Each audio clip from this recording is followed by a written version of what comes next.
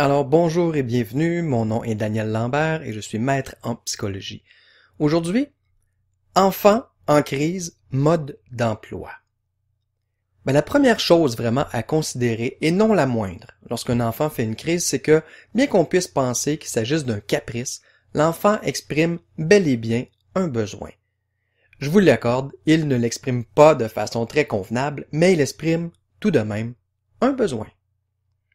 Ce sera un de ses apprentissages d'ailleurs que d'apprendre à mieux exprimer ses besoins, sa frustration, sa colère. Ce qui n'est pas si facile que ça, en passant. Notre tâche, à titre de parent, du moins l'une d'elles, écoutez, personne n'a dit que c'était facile d'être parent, désolé, ça sera de tenter de comprendre le besoin derrière la crise, parce que l'ignorer et tenter de faire cesser la crise ne fera qu'empirer la situation. Quoi, me direz-vous, pire qu'une crise? Oui, en effet, il y a pire qu'une crise. Il y a deux scénarios. Le premier, l'enfant fait encore une plus grosse crise. Facile à comprendre, on veut le faire taire sans répondre à son besoin. Je vous donne une comparaison. Imaginez que vous avez un besoin au travail, besoin que seul votre patron peut combler. Malchance, vous exprimez votre besoin dans la colère et la frustration, ce que votre patron trouve, avec raison, complètement inacceptable. Alors il vous ordonne de cesser tout de suite votre colère contre lui, il vous menace de sanctions si vous ne cessez pas immédiatement, et puis en plus, il répond absolument pas à votre besoin. Une première réaction normale serait de faire encore une plus grosse colère. Tout à fait comme l'enfant. Le deuxième scénario, lorsqu'on veut faire cesser la crise de l'enfant sans répondre à son besoin, c'est un scénario qui en apparence paraît beaucoup plus plaisant pour nous, les parents, mais qui est beaucoup plus dangereux pour tout le monde, y compris l'enfant.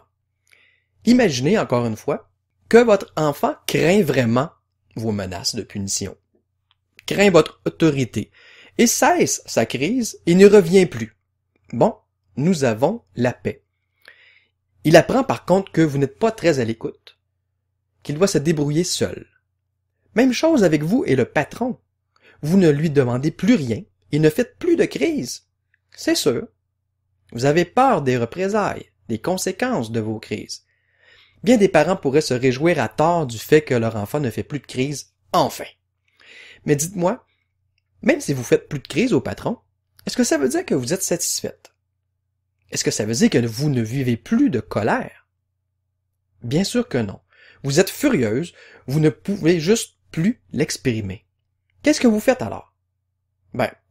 Vous risquez un jour d'exploser en accumulant cette frustration-là, puis vous ne pourrez pas continuer éternellement à garder cette colère-là en vous et à l'endurer jour après jour. 2, vous êtes malheureuse et vous ne vous investissez plus autant au travail. C'est normal. Pour l'enfant, c'est pareil. Puis il n'y a aucun parent qui veut vraiment que son enfant ne s'investisse plus dans la famille avec ses parents. Aucun parent ne veut que son enfant accumule de la frustration pour qu'un jour elle explose, à l'adolescence par exemple. Parce qu'un jour, les conséquences que nous donnons ou menaçons de donner aux enfants lorsqu'ils font des crises ne feront plus peur aux enfants qui vont être devenus plus grands. Qu'est-ce qu'on va faire alors? À l'adolescence, on veut souvent que nos enfants nous fassent assez confiance pour nous parler de leurs tracas. On sait que les enjeux sont grands, qu'ils sont confrontés à bien des décisions importantes par rapport à la sexualité, à l'alcool, aux drogues, aux choix de carrière.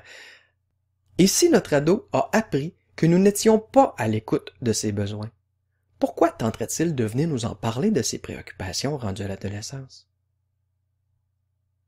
Ce qu'on veut, c'est faire cesser les crises, oui, mais en répondant aux besoins que ces crises-là cachent.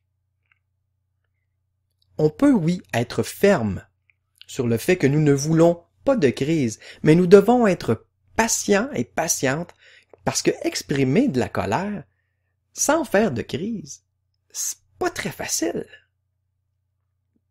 Sur 10, vous, quelle note vous donneriez sur votre capacité à bien exprimer vos frustrations?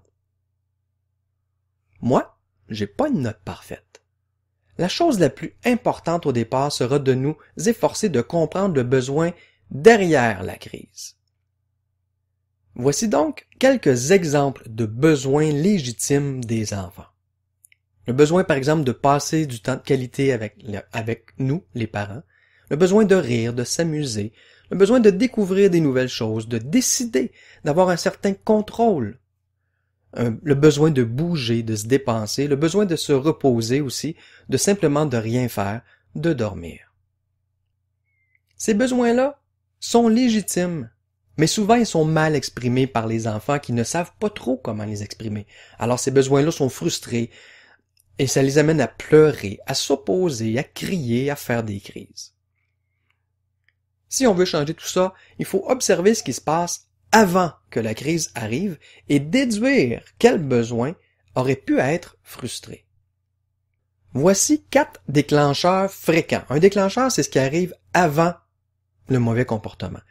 Donc, 4 déclencheurs fréquents chez les enfants qui font des crises. On peut se demander, par exemple, en observant bien l'enfant, est-ce que ces crises-là ou ces mauvais comportements arrivent fréquemment dans un moment précis de la journée, par exemple en après-midi ou le soir? Si oui, mais peut-être que c'est un manque de repos, un manque de sommeil dont votre enfant souffre et il l'exprime en étant plus désagréable. Un autre déclencheur possible, c'est les crises ou les mauvais comportements arrivent plus fréquemment lorsque notre enfant joue avec un ami en particulier ou fait un type d'activité en particulier.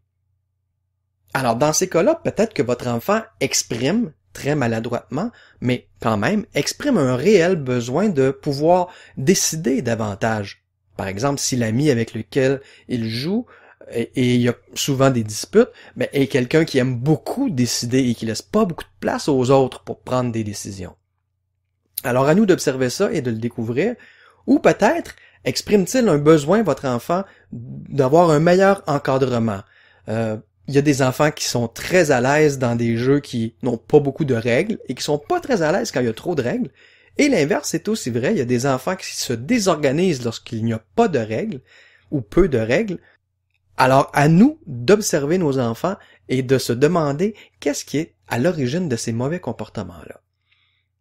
Un autre type de déclencheur de mauvais comportement, c'est les transitions. C'est quoi ça une transition? C'est lorsqu'on doit laisser une activité pour en faire une autre.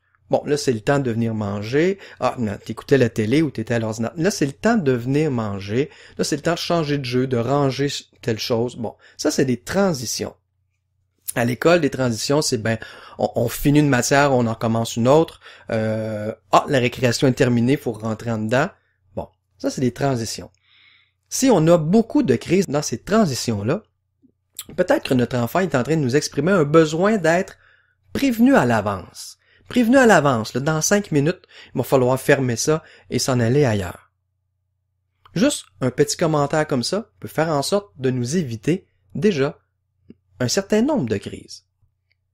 Évidemment, un déclencheur fréquent, l'heure du dodo. Bon, c'est quoi les besoins qui peuvent être frustrés et qui font en sorte que j'exprime ça mal et que je fais des crises où je m'oppose? Mais c'est peut-être tout simplement un besoin de passer encore plus de temps avec vous, son papa, sa maman, de jouer encore ou de terminer cette émission de télé-là, ou simplement un besoin d'être rassuré, un besoin de se détendre avant d'aller se coucher. Alors, je vous invite à observer attentivement votre enfant et à déceler quels sont les déclencheurs. Qu'est-ce qui est arrivé juste avant la crise ou juste avant le mauvais comportement? Et ensuite, d'identifier quels pourraient être les besoins légitimes qui ont été frustrés pour votre enfant. Et finalement, dernière étape, est-ce qu'il y a quelque chose qu'on pourrait faire pour rencontrer ces besoins légitimes-là? Alors voilà, au plaisir d'avoir pu vous aider à retrouver l'harmonie familiale que vous méritez tous. En terminant, je vous invite à partager cette vidéo, bien sûr, si vous l'avez appréciée.